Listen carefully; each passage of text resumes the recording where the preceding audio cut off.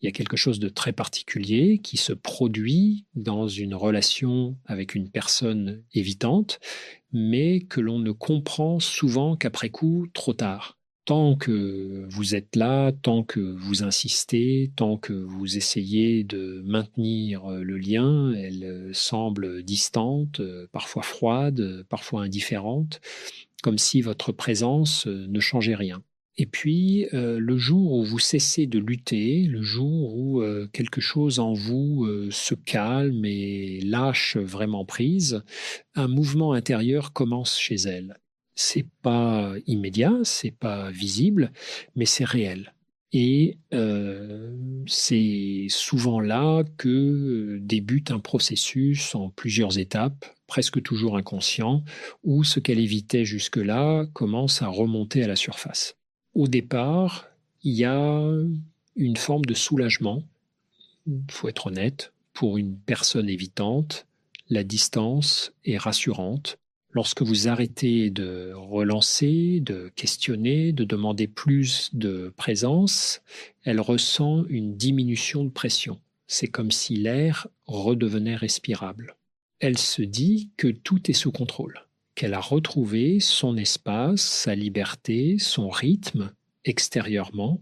Cela peut ressembler à de la stabilité, voire à du détachement assumé.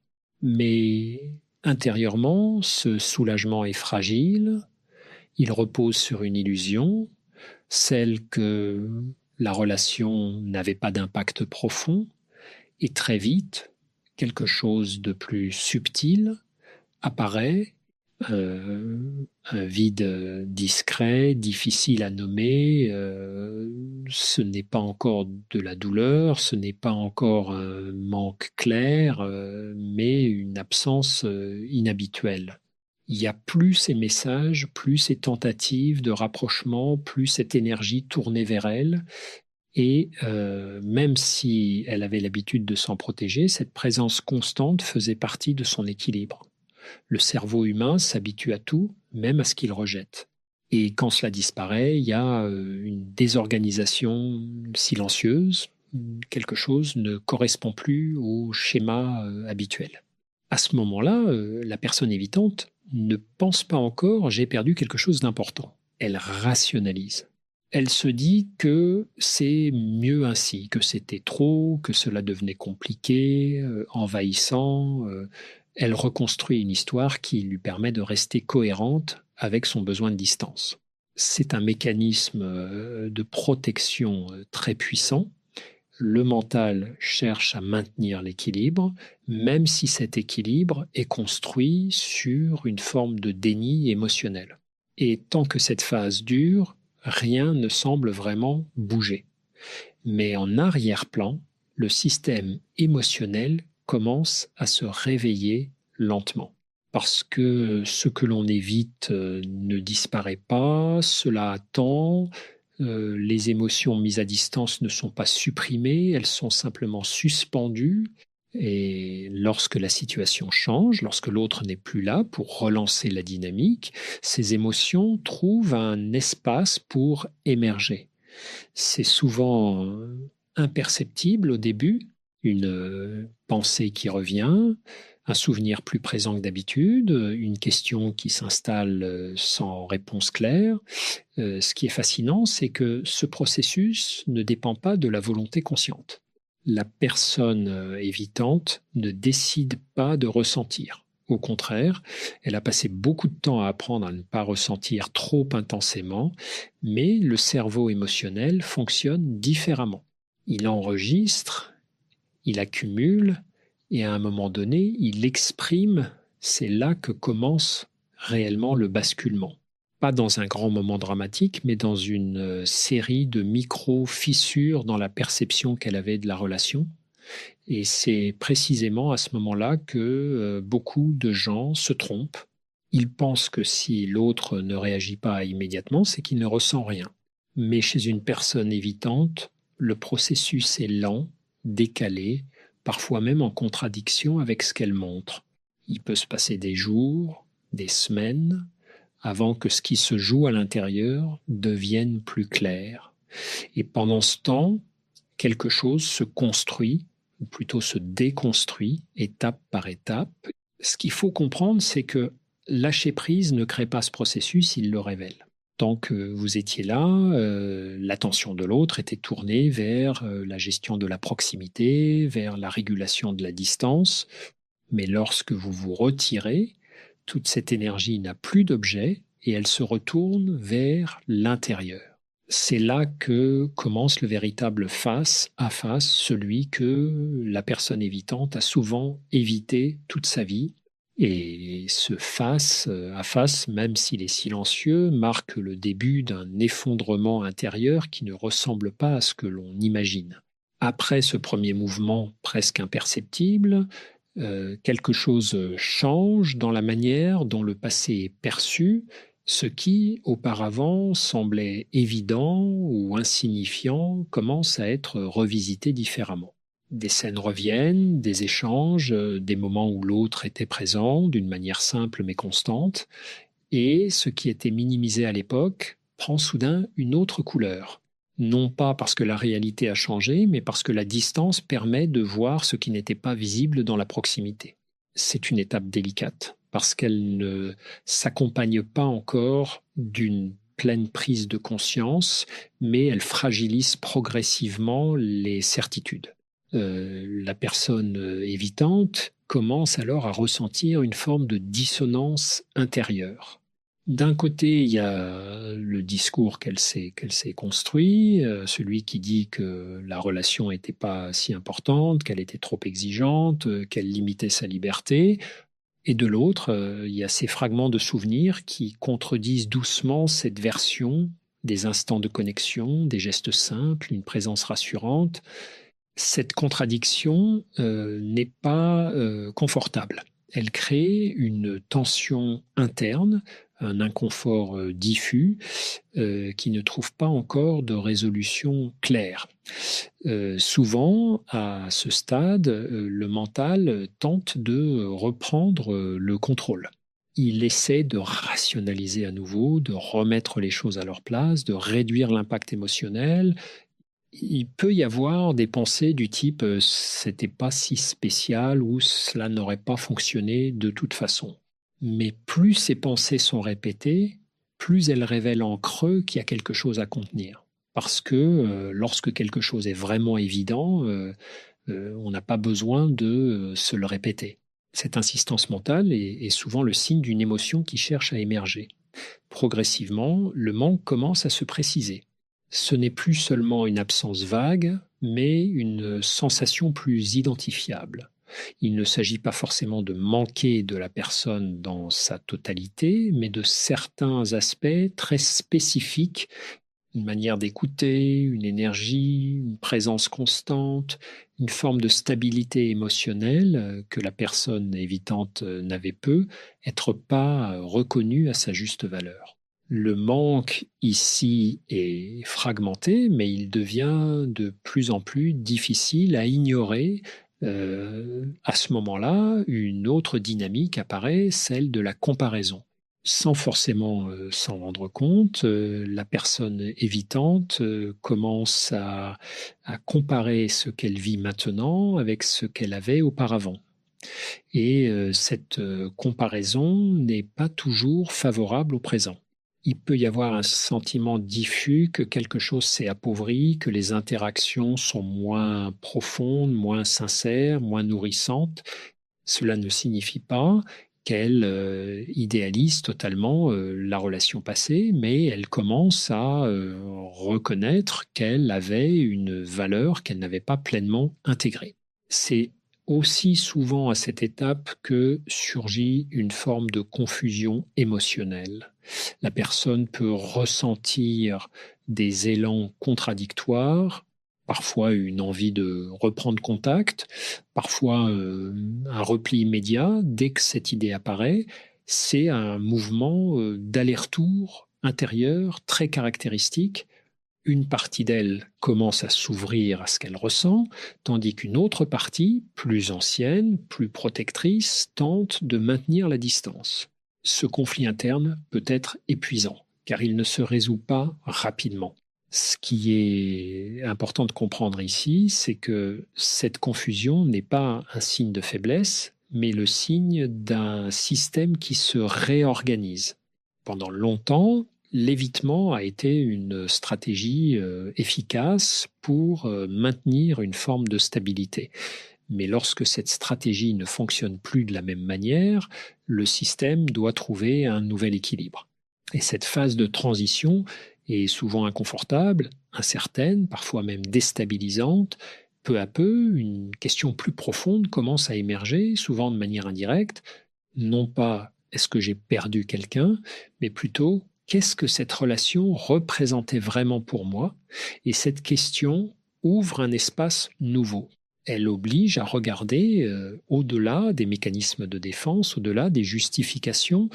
Elle invite à une forme d'honnêteté intérieure qui, pour une personne évitante, n'est pas toujours facile à soutenir. Mais c'est précisément cette question qui prépare le terrain pour les étapes suivantes, celle où l'effondrement intérieur devient plus conscient, plus difficile à éviter. À partir de ce moment-là, le processus prend une tournure plus intérieure, plus intime, presque silencieuse. Ce qui était encore diffus commence à se structurer. La personne évitante ne peut plus simplement ignorer ce qui se passe en elle. Quelque chose insiste, revient, s'impose doucement, mais avec constance. C'est pas encore une reconnaissance complète, mais une forme de lucidité commence à apparaître par fragments. Et avec elle, une sensation plus inconfortable, celle d'avoir être mal évalué ce qui était en train de se vivre. Il y a souvent à cette étape un début de prise de responsabilité, mais très fragile, pas une culpabilité directe ou écrasante, mais une interrogation plus fine. Est-ce que j'ai contribué à cette distance? Est-ce que j'ai laissé quelque chose s'éteindre sans vraiment le regarder? Ces questions ne sont pas encore formulées clairement, elles apparaissent sous forme de sensations, d'intuitions, parfois de regrets fugaces, et très souvent elles sont rapidement repoussées parce qu'elles touchent à quelque chose de plus vulnérable. En parallèle, le système de protection tente encore de fonctionner. Il y a des moments où la personne évitante se replonge dans ses habitudes, dans ses distractions, dans des activités qui lui permettent de ne pas trop ressentir. Elle peut chercher à remplir le vide, à se convaincre que tout va bien, que la vie continue, que c'était qu'une étape parmi d'autres, mais ce qui a commencé ne disparaît pas si facilement. Il y a désormais une fissure dans le fonctionnement habituel, hein, et cette fissure laisse passer quelque chose de nouveau. Ce qui devient plus présent, c'est une forme de regret, mais un regret particulier. Pas seulement celui d'avoir perdu quelqu'un, mais celui de ne pas avoir été totalement présent dans la relation, de ne pas avoir répondu à certaines ouvertures, de ne pas avoir saisi certaines opportunités de connexion. Et ce type de regret est plus difficile à porter parce qu'il ne concerne pas uniquement l'autre, il concerne l'image que l'on a de soi. Il confronte à une question plus profonde, qu'est-ce que je fais quand quelqu'un s'approche vraiment de moi?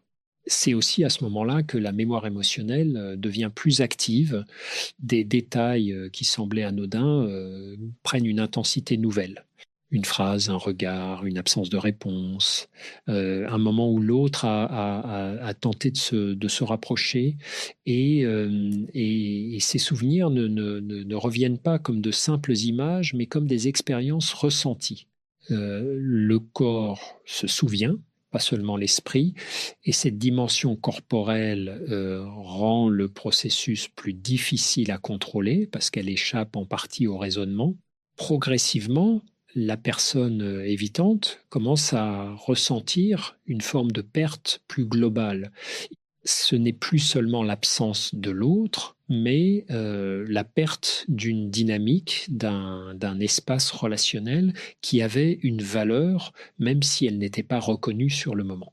Et Cette prise de conscience, même partielle, peut créer un sentiment de tristesse, parfois mêlé à une forme d'incompréhension. Comment ai-je pu passer à côté de cela? Cette question n'est pas toujours formulée, mais elle est présente en arrière-plan. Dans cette phase, il peut aussi y avoir une tentative de retour vers l'autre, mais souvent hésitante, indirecte, un message, une pensée persistante, une envie de vérifier si le lien est encore accessible, mais cette impulsion est généralement accompagnée d'une peur très forte, peur de se confronter à ce qui a changé, peur de ne plus avoir la même place, peur de devoir reconnaître ce qui a été perdu. Et cette peur peut freiner toute action concrète, maintenant la personne dans un entre-deux difficile à vivre. Ce qui se joue ici est essentiel parce que c'est le moment où l'évitement commence à perdre de son efficacité. Les stratégies habituelles ne suffisent plus à maintenir la distance intérieure. Quelque chose appelle à être reconnu, intégré, compris. Et même si la personne évitante ne met pas encore de mots précis sur ce qu'elle vit, elle entre progressivement dans une phase où l'effondrement intérieur devient plus structuré, plus réel, moins évitable, et c'est à partir de là que le processus va s'intensifier, non pas dans le bruit, mais dans une forme de profondeur émotionnelle qu'elle n'avait peut être jamais vraiment explorée. À ce stade, quelque chose devient plus difficile à contenir. Ce qui jusque-là pouvait encore être atténué par des distractions ou des raisonnements commence à prendre plus de place. La personne évitante ne peut plus simplement détourner son attention sans ressentir une forme de retour intérieur. Il y a comme un écho constant, une présence mentale de l'autre qui s'installe parfois de manière inattendue dans des moments de calme, dans des transitions, dans ces espaces où l'on n'est plus occupé, la réalité refait surface avec plus de netteté. Ce qui se manifeste alors, c'est une forme de manque plus direct.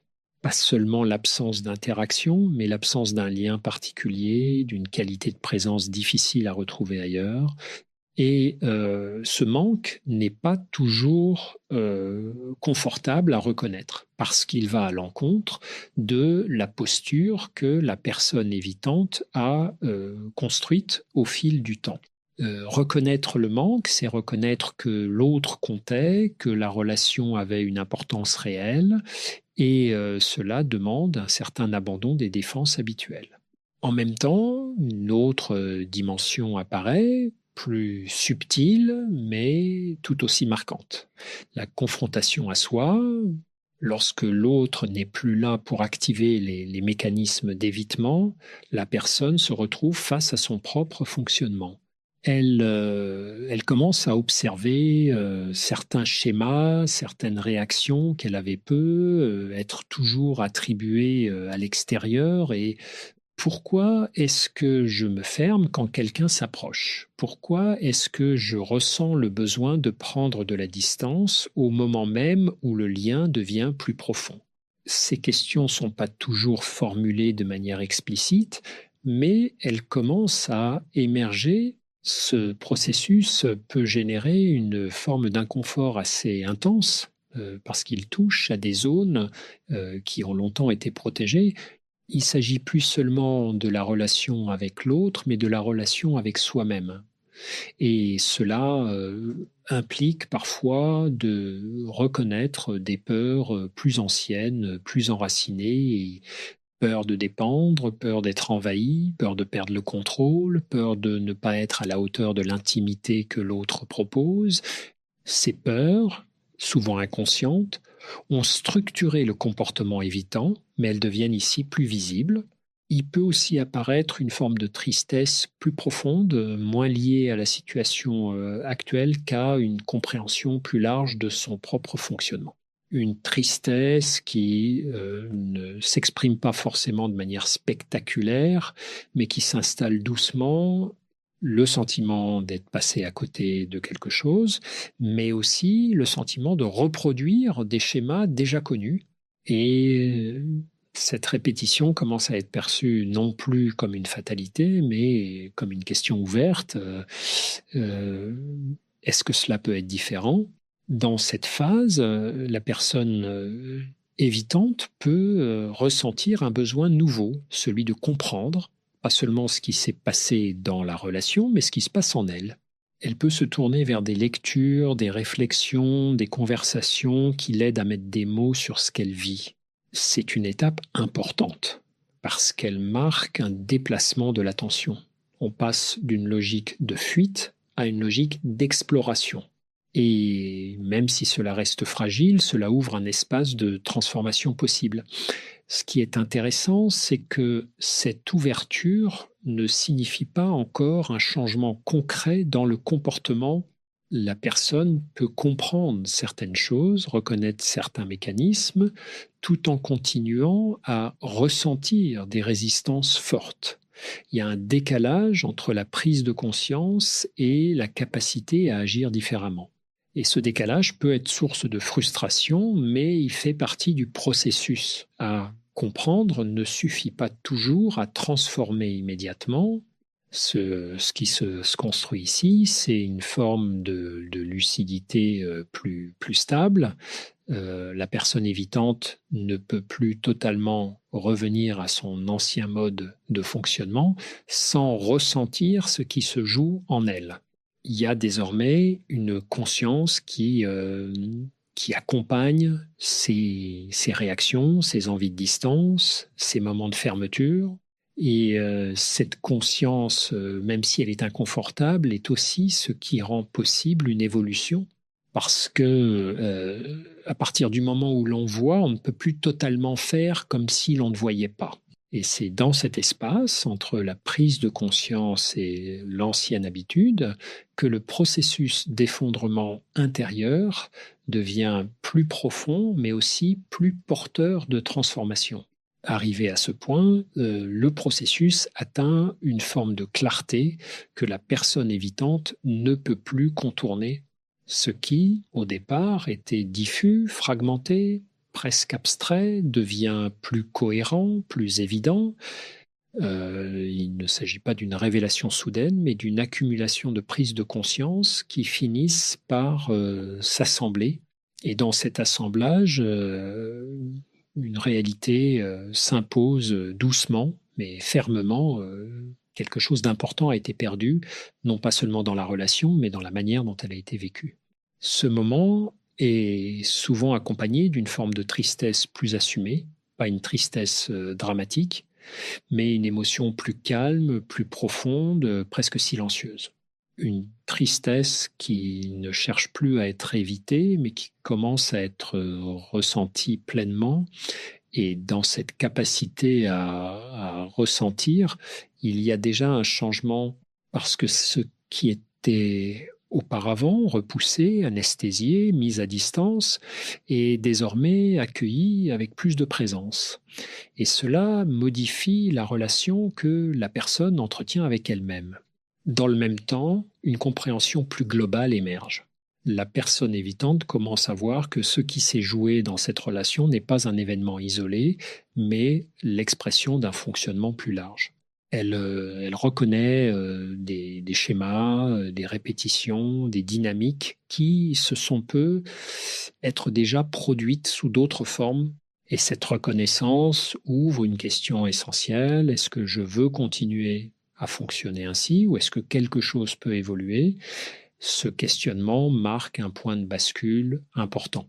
Parce qu'il ne s'agit plus seulement de comprendre le passé, mais de se positionner face à l'avenir. La personne peut alors ressentir un désir nouveau, celui de ne plus reproduire automatiquement les mêmes réactions, de ne plus se fermer systématiquement lorsque le lien devient plus intime. Ce désir n'est pas encore une transformation complète, mais il crée une direction, une intention, et cette intention, même fragile, est déjà une forme de mouvement. Il peut y avoir aussi à ce stade une envie de réparer, de revenir vers l'autre, de dire ce qui n'a pas été dit, mais cette envie se heurte souvent à une réalité. Le temps a passé, l'autre a peu, être avancé, changé, ou simplement choisi de ne plus revenir en arrière. Et cette confrontation peut être difficile parce qu'elle oblige à accepter que certaines choses ne peuvent pas être récupérées. Et dans cette acceptation, il y a une étape essentielle du processus, celle du renoncement. Le renoncement n'est pas une défaite, c'est une intégration. C'est reconnaître que l'on ne peut pas modifier ce qui a été, mais que l'on peut apprendre de ce qui s'est produit. C'est accepter que la perte fasse partie de l'expérience, non pas comme une punition, mais comme une information. Et cette information peut devenir une ressource si elle est utilisée pour ajuster sa manière d'être en relation, pour s'ouvrir différemment, pour prendre des risques émotionnels plus conscients. Ce qui émerge alors progressivement, c'est une forme de responsabilité plus mature. Non pas une culpabilité tournée vers le passé, mais une responsabilité tournée vers le présent et l'avenir. La personne évitante commence à comprendre que ces mécanismes de protection, aussi utiles aient-ils été à un moment donné, peuvent aussi limiter ses expériences relationnelles. Et cette compréhension peut donner naissance à une volonté de faire autrement, pas de manière radicale ou parfaite, mais de manière progressive, avec plus de conscience. Au fond, ce que révèle ce processus, c'est pas seulement l'effondrement d'une posture ou d'un fonctionnement, c'est l'ouverture d'un espace nouveau. Un espace où la personne peut commencer à se rencontrer elle-même autrement, à reconnaître ses peurs sans s'y soumettre entièrement, à accepter la vulnérabilité comme une dimension possible de la relation plutôt que comme un danger